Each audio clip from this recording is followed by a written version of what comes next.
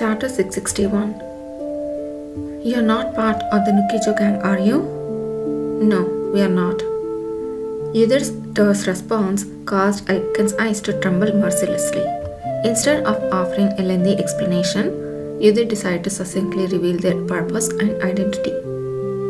We are from the cavalry, here to destroy this place. How many like you are trapped here? Although Yudhir asked, he didn't really expect immediate cooperation. Saving someone and being suspicious are two different things. Elkins was known for his roughness, ferocity, and deep-seated skepticism, so he wasn't likely to easily believe Yudhir's words. However, Yudhir's assumption was unusually incorrect this time. Upon hearing Yudhir's answer, tears suddenly streamed down Elkins' eyes. Huh? Elkins, sniffling like a deer, spoke up. It can't be. The cavalry? Are you really here to save us? Really? He believes us this easily? Is this really Elkins? While Yudhir hesitated, Kishir stepped in with a gentle demeanor to respond. Yes, if you don't believe us, would you like to see a token of the cavalry? No, I believe you. I have heard that the cavalry came to Charloan. Those guys I fought with, they might be dead by now. Elkin's voice wavered before he broke into tears again.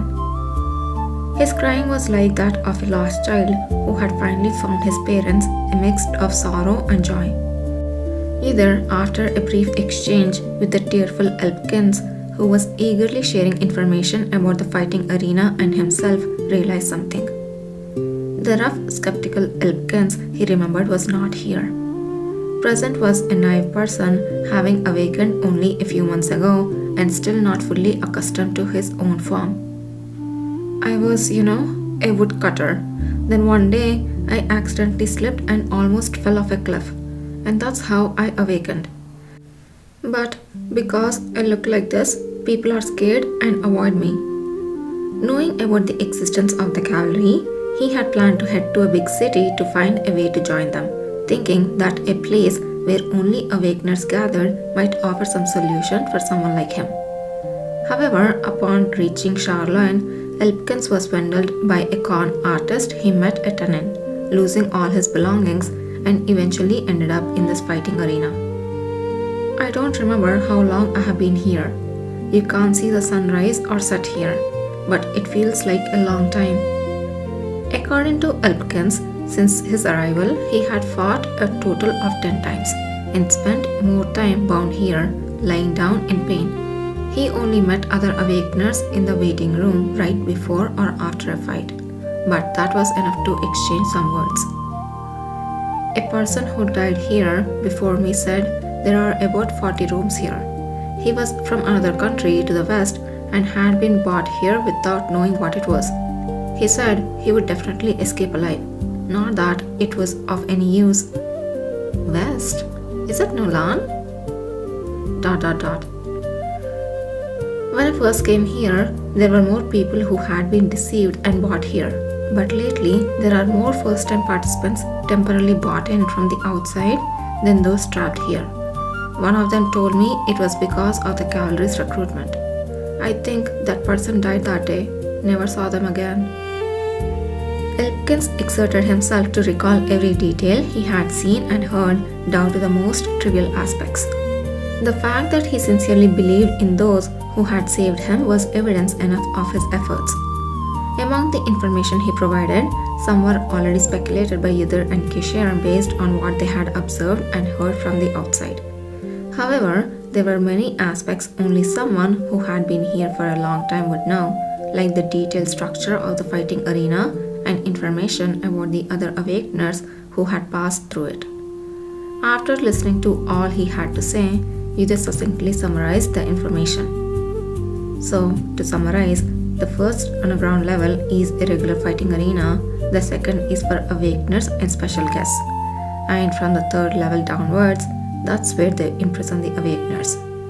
Yes, the difference between the awakeners who are locked up and the awakeners who are not is those who came in unaware and survived the first fight like you, or those who were kidnapped from the outside from the start.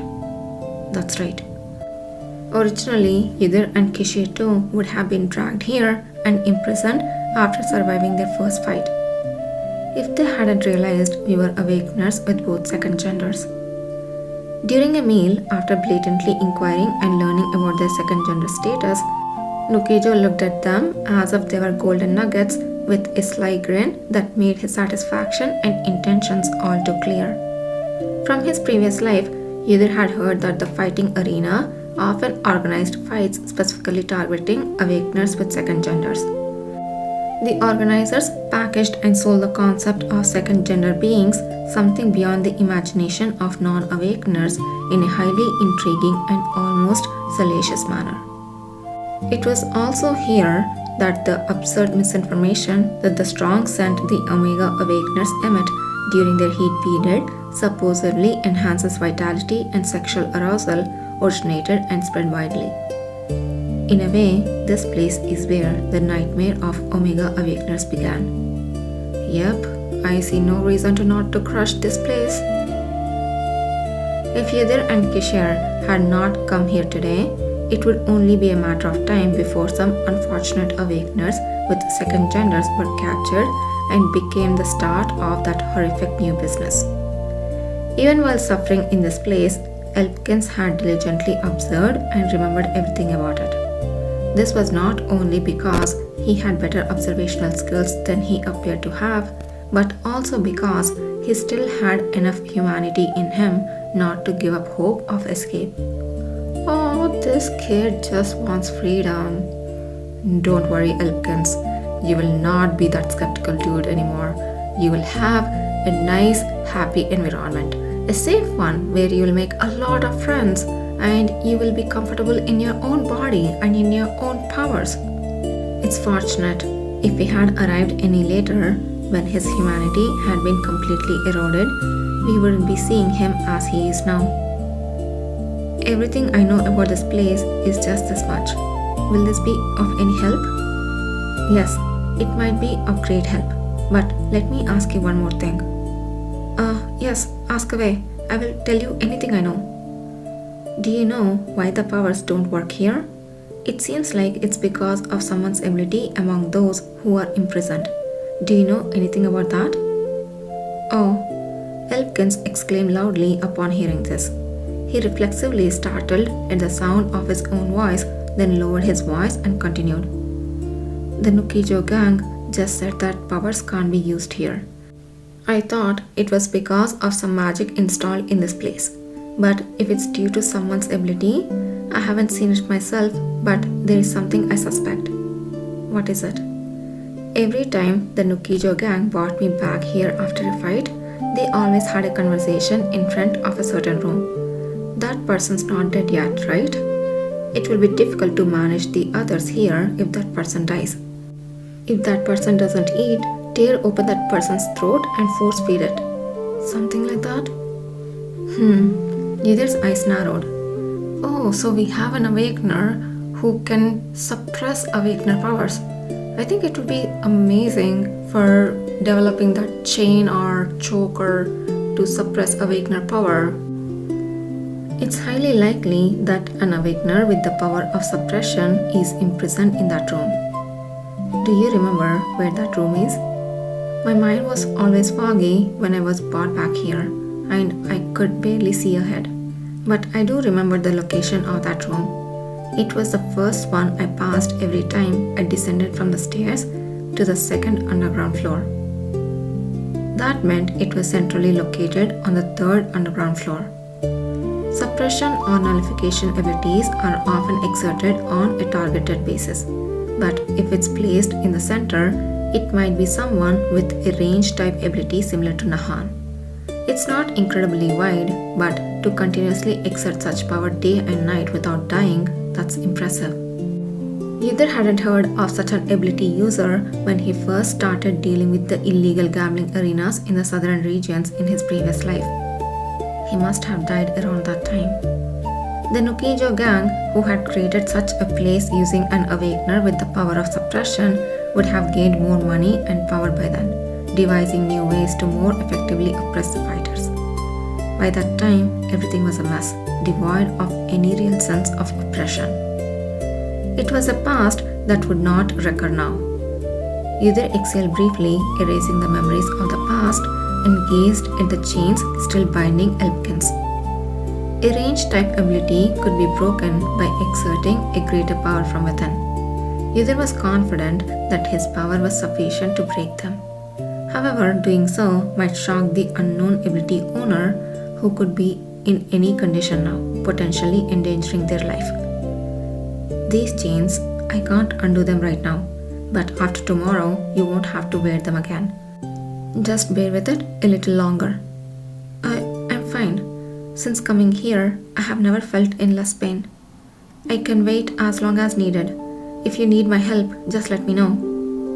Elpkins answered with eyes brimming with sincerity. His face, once filled with discontent, now seemed unfamiliar yet more pleasant, akin to a large dog wagging its tail. Yudhir nodded slowly. All right, then I would like you to lend a bit of your strength to our plan tomorrow. Can you do that? You might be the only one who can. Elpkin's eyes widened as he answered with a smile. Absolutely. Good. After we succeed and escape from here, if you are interested, come to the cavalry. We are currently recruiting. Kishir had painstakingly hailed him. Letting him stray off the path again wasn't an option. It seemed like a good idea to properly nurture and develop his abilities right from the start. Upon hearing Yudhir's offer, Elpkins inhaled sharply as if he had never imagined such a possibility, but he didn't refuse. After conveying to Elpkins what he hoped he would do the next day, Yudhir, supporting Kishir, leaped up and flew back to the ceiling. Are you alright? Yudhir asked cautiously, and the man, whose pallor had yet to return to normal, nodded with a smile. I'm fine. More so, thinking that your recent demeanor is closer to that of Commander Yudhirian is truly fascinating.